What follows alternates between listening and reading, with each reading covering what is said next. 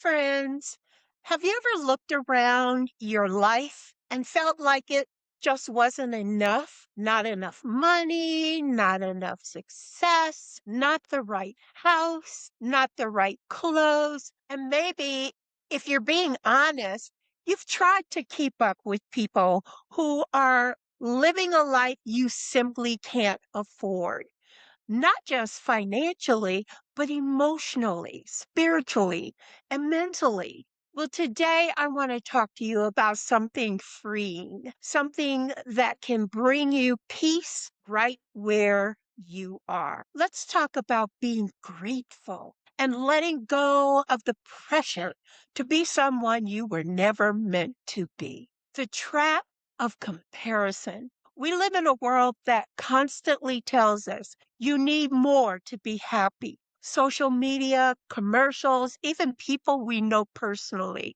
they make it seem like everybody is doing better than we are. But let me tell you something real. A lot of people you're comparing yourself to are actually struggling to maintain the image that they want to show you. They're in debt. They're stressed. They're overwhelmed trying to keep up appearances. And here you are feeling less than, when in reality, you might be the one who's actually living within your means. And to be someone you're not will cost you more than money. It will cost you your peace. And let's talk about the cost of pretending. There's a price to pay for pretending. When you try to live beyond your means, you don't just stretch your wallet, you stretch your spirit. You lose sleep, you carry anxiety, you feel like you're always behind. And worst of all, you start to lose sight of who you actually are. God didn't create you to live a copy of someone else's life. He created you with your own path, your own pace, your own purpose, your own identity. And there's nothing wrong with living a simple life, a quiet life, a real life. Gratitude simply changes everything. What if instead of focusing on what you don't have, you started honoring what you do have: a roof over your head, food on your table, peace in your home, strength to get through another day. There are people, and I want you to hear this clearly. There are people praying for the very life you've been overlooking.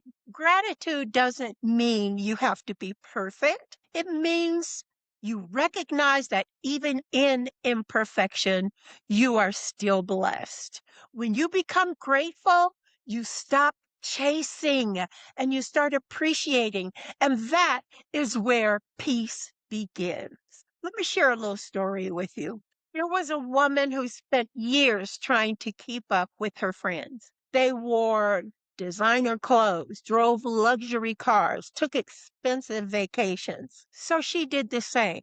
She maxed out her credit cards, took on debt, and smiled like everything was okay. But behind closed doors, she was overwhelmed, scared, and exhausted. One day she sat quietly in her home, a home she almost lost trying to impress others. And she realized something. She said, I've been trying to look rich instead of being at peace. That day, she made a huge decision. She stopped pretending. She started living within her means. She let go of the pressure.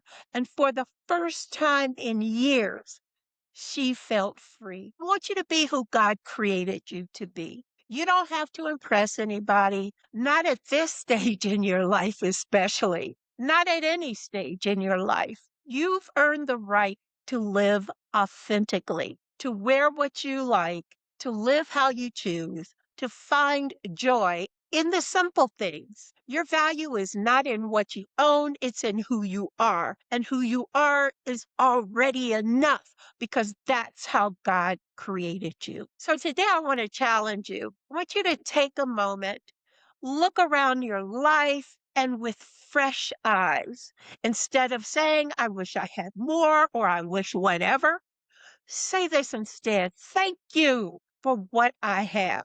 Release the pressure to compete, release the need to impress, release the idea that you have to be someone else. Because the truth is, peace doesn't come from having more, it comes from wanting less and appreciating what's already yours. If this message spoke to your heart, go ahead and like this video, share it with someone who needs to hear it, and subscribe to Gracefully Aging in Faith, because here we're learning how to live well, love deeply, and age with grace. So until next time, be blessed and be kind to one another.